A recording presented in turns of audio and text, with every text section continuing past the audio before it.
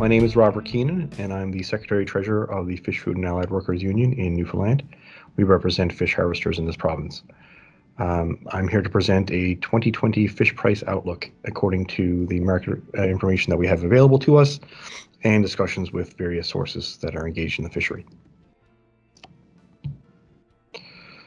First, just to provide a brief overview of how collective bargaining in the fishery functions in this province.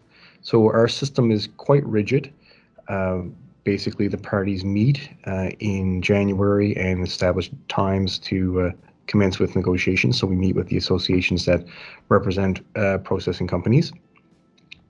And then when those dates come, which are usually 2 or 3 days or a week before the fishery actually starts, the parties sit down and negotiate for a few days. And if no agreement is reached, the issue is settled in binding arbitration with our fish price setting panel.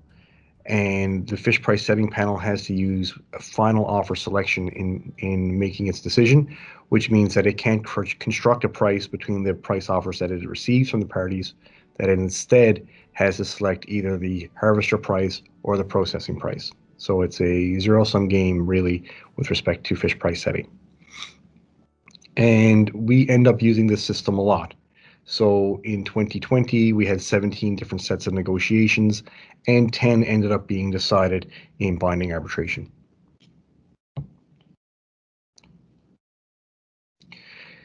In general, market prices for fish species landed in Newfoundland and Labrador remained strong during the pandemic. The only species that experienced a real decline in market prices were cold water shrimp, lobster, and halibut. For halibut and lobster, these are species that are often consumed at restaurants, and if the restaurants are not open, there is very little demand for them, and so the prices declined. Cold water shrimp had a few other issues, but we'll discuss those in a little bit.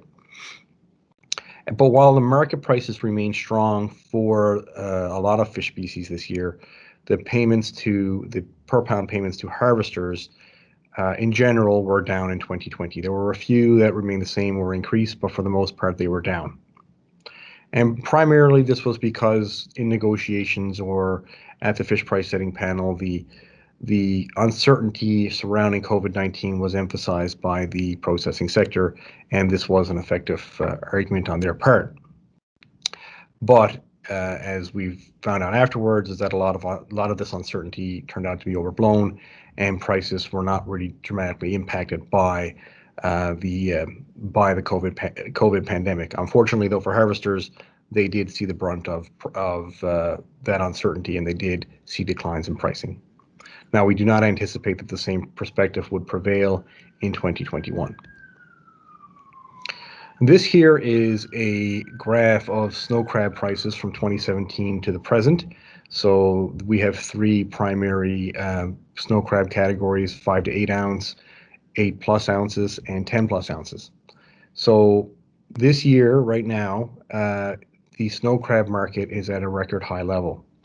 However, when we negotiated snow crab this year, which is around this time here, there was a lot of uncertainty in the fishery, and because of that,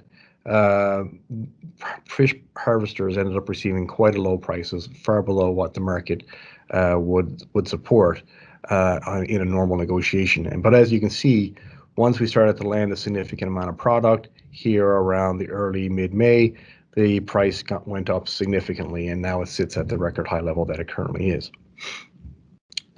So we expect that will continue in 2021. The market right now is red hot. As soon as crab comes into processing plants around the world, it is immediately sold off. The auction prices are at record highs. So we expect that while harvesters didn't get the benefit of the high markets this year, we expect that those markets to continue in 2021, and that fish harvesters will get the benefit of those higher prices at that time. This is a chart of lobster prices for the last 3 years. The lobster's fishery, as I said before, it had an impact this year because of the closure of restaurants, but it also had a significant impact, was significantly impacted by the COVID crisis originating in China. So China is now the biggest purchaser of Canadian lobster, It's very important. There are huge margins to be made on shipping product to China, and there seems to be an insatiable demand for Canadian lobster in the country. So, however, when the COVID crisis first hit, it originated in China, and there was a very strict lockdown put into place, and essentially all lobster exports to China stopped dead in a matter of days, and they were very slow coming back online. And so what happened was, the price declined because there was going to be too much supply and not enough demand. And if you look at this table here, this is when we fish. Same time as when we fished right here as well, and similar time when we fish over here. So we fish usually when the market is at its lowest, price, because and that happens because several fisheries get started at the same time, and so for several fisheries start at the same time, and there's a lot of excess supply at that time, and it sort of kills prices. But as you can see here from this chart here, this is the lowest it had been in several years, and that had because there was a lot of excess supply in the market and not a lot of demand during that time. But as you can see, it slowly started to rebuild, and it's kind of back into its normal routine that it's had for the last 2 years or so. So with China doing a very good job at weathering COVID-19, exports have picked up significantly. And we also think that with the anticipated vaccine coming online early in 2021, that the restaurant business in the States and the travel business in the States will pick up again, and we will see once again an uptick in the lobster market. Coldwater shrimp is the third most important fishery for Newfoundland and Labrador in terms of market value. Prior to COVID-19 this year, we were expecting a difficult coldwater shrimp market, primarily because the Russians had put together a huge shrimp fleet that was going to be fishing vast amounts of coldwater shrimp in the Barents Sea and then landing that at a variety of ports, which was going to depress prices. So we were going into this anticipating a bad year, as it was. And as you can see from the graph down here, shrimp prices have been declining for about a year, even leading into this year. Then COVID hit, and that added a new complication.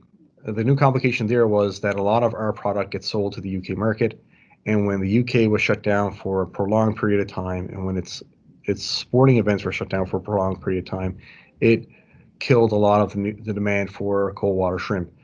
Coldwater shrimp is used in the UK market primarily in the shrimp sandwich market, and which is a popular lunchtime snack. It's also a popular snack at sporting events, and where people were working from home and people were not going to sporting events, the demand obviously declined significantly. So that is what actually destroyed the market, not destroyed the market, but actually led to the sharp decreases in the market. It wasn't the increased landings, it was the COVID-19 crisis, because the increased landings did not actually materialize afterwards. The landings stayed, a little bit unchanged, or just very little unchanged from the year before, primarily because Russian shrimp fishery didn't go as well as hoped. Also, there wasn't a lot of interest in actually fishing shrimp this year, and a lot of vessels, particularly in Norway, moved on to different species quite early.